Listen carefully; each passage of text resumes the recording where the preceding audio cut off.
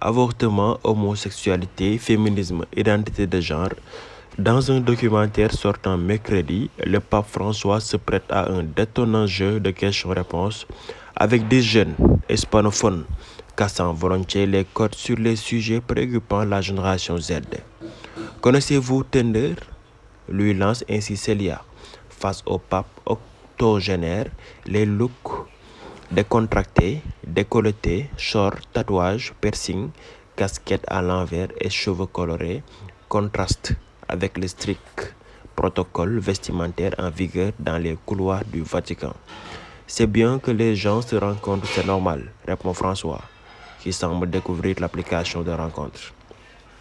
Dans Conversation avec le pape, disponible à partir de mercredi sur la plateforme Disney, le jésuite argentin est poussé dans ses retranchements par des jeunes âgés de 20 à 25 ans, catholiques, athées ou musulmans, au profil très divers.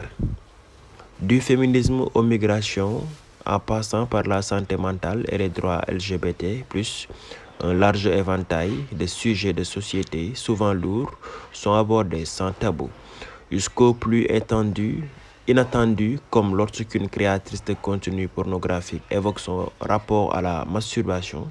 Si certains ne peuvent retenir leurs larmes en confiant leurs blessures personnelles, aucun ne prend de pincettes au moment de s'adresser au pape, quitte à le tutoyer ou critiquer l'attitude de l'Église catholique.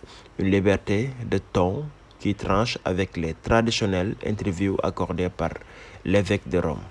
Que pensez-vous des membres de l'Église ou des prêtres qui promeuvent la haine et utilisent la Bible pour soutenir un discours de haine? Demande ainsi Célia, qui se définit comme personne non binaire. Ces gens sont des infiltrés qui utilisent l'Église pour leur passion personnelle, pour leur étroitesse personnelle, fustige le pape.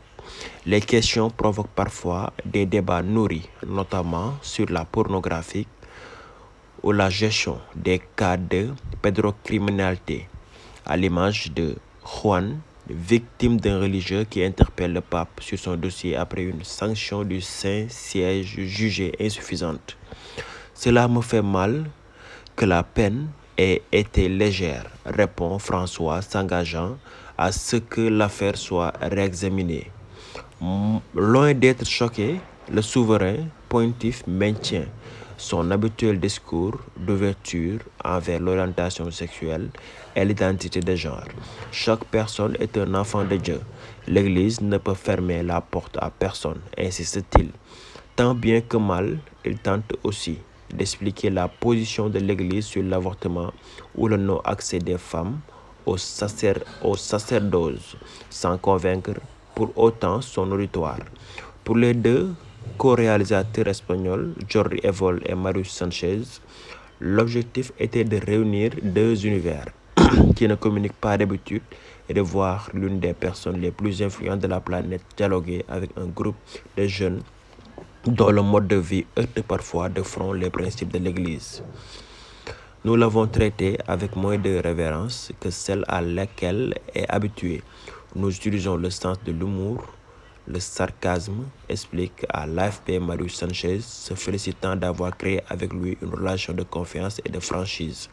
Le film de 80 minutes réalisé à partir d'une conversation de 4 heures dans un style très cinématographique a été tourné en juin 2022 dans le quartier populaire du Pinto à Rome. Il sort la semaine précédente, Pâques, temps fort du calendrier chrétien, et quelques jours après l'hospitalisation de François pour une bronchite. Les 10 interlocuteurs du pape, pour la plupart originaires d'Amérique du Sud, ont été sélectionnés parmi 150 jeunes adultes du monde entier pour les questions qu'ils souhaitaient poser. Le documentaire s'ouvre par de rares images de François attablé à son bureau et dans le réfectoire de la résidence Sainte-Marthe où il vit, au Vatican. On y découvre aussi des séquences plus légères, nourries de plaisanteries ou de confidences sur sa vie personnelle. L'ancien archevêque de Buenos Aires explique également ne pas avoir de téléphone portable. Je suis un peu anachronique, admet-il, quant à ses comptes Twitter, suivi par quelques 54 millions de personnes. Ce sont mes secrétaires qui les gèrent, sourit-il.